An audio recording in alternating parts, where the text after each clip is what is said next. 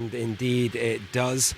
As we've been hearing throughout the course of the evening, unions have told us that requisition orders have, in fact, been coming in over the course of the evening.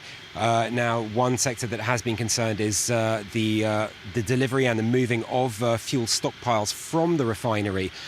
One of the workers in question who has received a requisition order has said that he will go to work. You have to remember that under French law, the risk of refusing a requisition order is a 6-month jail term and a €10,000 fine. Now, unions say that they will challenge this, that they are going to contest it in court on Thursday morning. They consider it an illegal measure by the government and indeed an attack on the right to strike.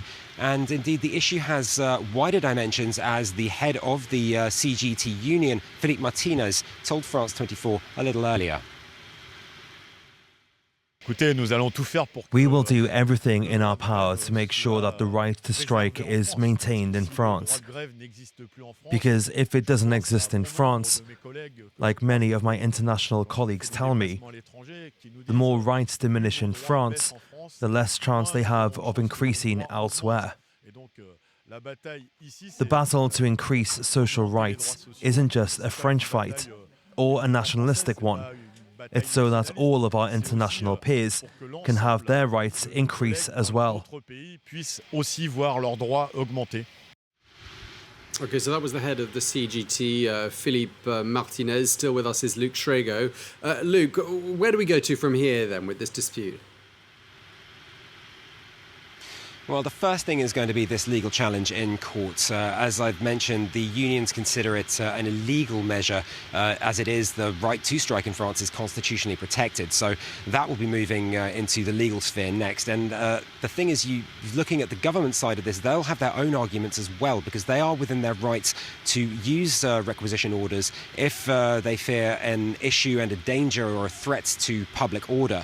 Now, this comes against a background of the cost of living crisis in France. You've seen over the last few months inflation rocketing upwards, along with the prices of various goods as well.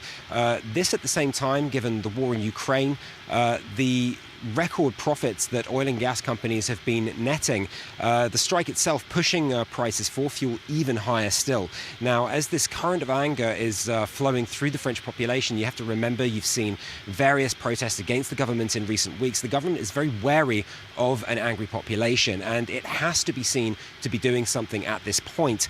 You've seen protests against pension reform, against it wants to pass the budget. It's all going to be remarkably unpopular. So even so, you've got this government that's wary and needs to be seen acting, but you've got anger here too with workers who are on strike, and they are striking for a reason. And a lot of people would say that they have legitimate cause to be angry. They've told us that they've been working for years. They've seen little investment, little improvement in their conditions. So for them, it really is, they see it as the right time to strike and to put pressure on the government. So what we'll see moving forward is day by day, daily votes, several times a day, in fact, deciding whether or not to continue the strike. Okay, thank you very much indeed for